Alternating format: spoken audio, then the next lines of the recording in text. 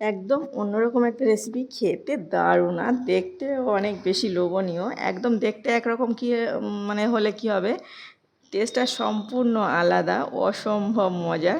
প্রথমে এখানে আমি 3 কাপ চিনি নিয়েছি আর এখানে 5 থেকে 6 কাপের মতো জল দিয়েছি। দিয়ে আমি এটাতে দেওয়া হয়ে গেছে, ভিডিওটা স্কিপ হয়ে গেছে ওই জন্য দেখাতে পারলাম না, আবারও বলে দিলাম। মানে ওই কাপে আমি চিনি দিয়েছি। আর 3 কাপ চিনির জন্য 6 কাপ জল দিতে হবে, 2 কাপ চিনির জন্য 4 কাপ জল দিতে হবে। একটু বেশি জলটা রাখতে হবে, পাতলা পাতলা করে আর কি শিরাটা গুলে নিয়েছি।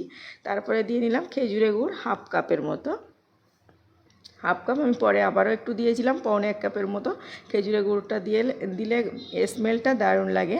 তারপরে চিনি থেকে যে এই যে গেজাটা বার হচ্ছে, এটা কিন্তু আমি ফেনাটা তুলে নেব, এভাবে তুলে তুলে ফেলে দিচ্ছি। তারপর আমি সমস্ত ফেনাগুলো এভাবে তুলে নিয়েছি, তাহলে কিন্তু এটা ভালো হবে, শিরাটা ভালোভাবে টকবক করে ফুটিয়ে নেব। এটা খেতে দুর্দান্ত লাগে, প্লিজ একবার হলেও ট্রাই করবেন। পুরো ভিডিওটা দেখলেই বুঝতে পারবেন যে কতটা মজার। শিরাটা একদম টকবকে ফুটে গেছে। কালারের জন্য কিন্তু আমি গুড়টা দিয়েছি, এই কালারটা পরে রেসিপির ক্ষেত্রে কালারটা থাকবে না। এই তো ফোটানো হয়ে গেছে, আর আগে থেকে যে গেজাগুলো থাকে চিনি সেগুলো কিন্তু আমি তুলে ফেলেছি। এদিকে একটা ব্যাটার তৈরি করে নেব। একটা মিক্সিং বোলের মধ্যে আমি এখানে আটা দিয়ে দিচ্ছি, এখানে ময়দা ব্যবহার করছি।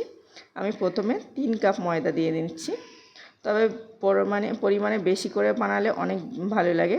বিশেষ করে বৃষ্টির দিনে যখনই মন চায়, আমি কিন্তু এটা ঝটপট বানিয়ে নিই খুব কম সময়। এটা দিয়ে নিচ্ছি আমি চালের গুঁড়োটা বাড়িতেও তৈরি করে নিতে পারেন বা শুকনো মানে মিক্সিতে বেটে নিতে পারেন। তবে আমি চালের গুঁড়ো দিয়েছি। 1 টেবিল চামচ লবণ দিচ্ছি, আর লবণটা আমি একটু বেশি মনে হচ্ছিলো, 1/2 টেবিল চামচ দিলাম। মৌরি দিচ্ছি অল্প একটু মৌরি দিচ্ছি। এই কারণে মৌরিটা দিচ্ছি, খেতে ভালো লাগবে। আর যেহেতু আমি আটার পরিমাণটা 4 কাপ রেখেছি, ওই জন্য মৌরিটাও খুব কম দিলাম। অল্প অল্প গালে পড়লে খেতে ভালো লাগবে, বা মিষ্টি জিরা বলতে পারেন। সমস্ত উপকরণগুলো লবণের সঙ্গে মিশিয়ে নিয়েছি। যে শিরাটা বানিয়েছিলাম সেটা সাইডে কিন্তু এতক্ষণ ছিল, একটু নাড়াচাড়া করে অনেকটাই ঠান্ডা করে নিয়েছি। ঠান্ডা করে একদম কুসুম গরম অবস্থায় এসে গেছে। একটু শিরা এখানে দিয়ে নেব, তাহলে কিন্তু দেখতে ভালো লাগবে। পুরো শিরাটা আমি দিচ্ছি না, অল্প অল্প করে দিয়ে নিচ্ছি।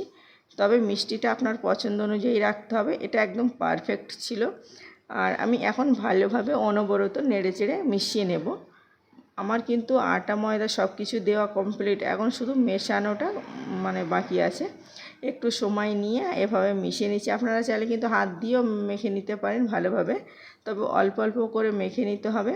আর লাগলে শিরাটা দিয়ে নেব। শিরাটার মিষ্টি চেক করে নিতে হবে, আপনার পছন্দ অনুযায়ী মিষ্টিটা চেক করে নিয়েছি।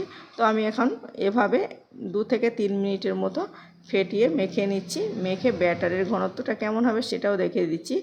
একটা কথা বলে আসি, প্লিজ আজকের রেসিপিতে যদি কোনো নতুন বন্ধু থেকে থাকেন, অবশ্যই পাশে থাকার অনুরোধ করছি, লাইক সাবস্ক্রাইব করে। আর পুরনো বন্ধুদের অনেক অনেক অনেক ধন্যবাদ আমার পাশে থাকার জন্য। তো আমি এভাবে ব্যাটারটা গুলিয়ে নেব। এই রেসিপিটা হঠাৎ করে মন চাইলে, কোনো অতিথি এলে বা যে কোনো সময় বৃষ্টি পড়লে মানে যখন ইচ্ছা মন চাইলে কিন্তু ঝটপট বানিয়ে নিতে পারেন।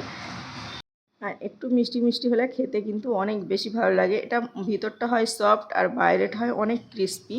যেহেতু চালের গুঁড়ো দিয়েছি 1 কাপ পরিমাণ, 3 কাপ ময়দায় কিন্তু 1 কাপ চালের গুঁড়ো দিলে একদম অনেক বেশি টেস্টি হয়। ক্রিস্পিটা ঠিকঠাক হয়, মানে বাইরেটা ক্রিস্পি হয়, ভিতরটা সফট হয়। ব্যাটারটা 2 থেকে 3 মিনিট ফেটিয়ে নেওয়ার পরে ব্যাটারের ঘনত্বটা কেমন একটা স্মুথলি ব্যাটার তৈরি হয়েছে, কেকের ব্যাটারের মতো। তো দেখুন এই ব্যাটারটা রেডি হয়ে গেছে। আর কেকের মতো আমার কোনো ডিম দেওয়ার ঝামেলা হয়নি।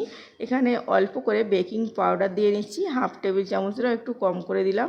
দিয়ে এটাও ভালোভাবে মিশিয়ে নিচ্ছি। এই তো ব্যাটারটা একদম পুরো পারফেক্ট কমপ্লিট হয়ে গেছে। দেখুন ব্যাটারের ঘনত্বটা কেমন হয়েছে। আপনারা চাইলে কিন্তু এখানে ফুড কালার ব্যবহার করতে পারেন, না দিলে সমস্যা নেই। সাইডে একটা কড়া বসিয়ে দিয়েছি, কড়াটা গরম করে নিয়েছি। নেওয়ার পরে আমি এখানে সাদা তেল দিয়ে নিয়েছি। এই তো তেলটা ভালোভাবে যখন গরম হয়ে গেছে, আমি এখন 1 চামচ ব্যাটার দিয়ে দেখে নিচ্ছি ঠিকঠাক আছে কি না। 1 চামচ ব্যাটার দিয়ে আমি একটু সময় ধরে অপেক্ষা করছি। তো যখন এভাবে ফুলে উঠবে তারপরে কিন্তু উল্টে নিতে হবে, এটা কিছু করতে হবে না, নিজে থেকেই ফুলে উঠবে। দেখুন ব্যাটারটা পারফেক্ট হলে, অনেকেই এই রেসিপিটা বানাতে গেলে পারফেক্ট হয় না, ব্যর্থ হয়। অনেকের মুচমুচে হয় না, নরম তুলতুলে হয়ে যায় ময়দা দিয়ে বানালে। কোনো রকম ঝামেলা ছাড়াই কিন্তু এই সেম প্রসেসে ট্রাই করলে হুবহু মানে এমনই হবে। আর খেতে অসম্ভব মজার, যারা খেয়েছে সকলে কমেন্টে অনেক ভালো বলেছে, তো ওই জন্যই আপনাদের সঙ্গে শেয়ার করা। প্লিজ আপনারাও ট্রাই করে দেখবেন। তো 1-2 বার উল্টে নিয়ে আমি এটা তেল থেকে তুলে নিয়ে সেমভাবে আবারও একটা দিয়ে দেখাচ্ছি, আর ছিঁড়ে দেখালেই বুঝতে পারবেন যে কতটা মজার এই রেসিপিটা হয়েছে। তো আমি এখানে আবারও একটা দিয়ে নিলাম, আর এটাও নিজে থেকে কিন্তু সেমভাবে ফুলে উঠছে। প্রতিটা এমন ফুলকো আর পারফেক্ট হবে। একটু না দোলা দিয়ে নিলাম, তো দোলা দেওয়ার পরেই কিন্তু এটা ফুলে উঠেছে। একদম অনেক মজার হয়েছে, যেন মনে হচ্ছে কি বলবো, নরম তুলতুলে ভিতরটা, আর উপরটা কিন্তু অনেক বেশি ক্রিস্পি হয়েছে।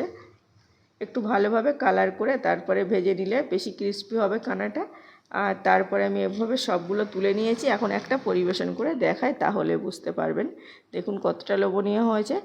আগের দিনে বৃষ্টি হচ্ছিল, হঠাৎ করে খেতে মন চাইছিল, তো এভাবে বানিয়ে নিয়েছিলাম। আপনাদের যাদের এই রেসিপিটা পারফেক্ট হয় না, তো সেমভাবে এভাবে ফুটিয়ে দিয়ে চিনি শিরাটা বানিয়ে নিয়ে বানাবেন, একদম পারফেক্ট হবে। এর ভিতরটা দেখুন এত মজার হয়েছে।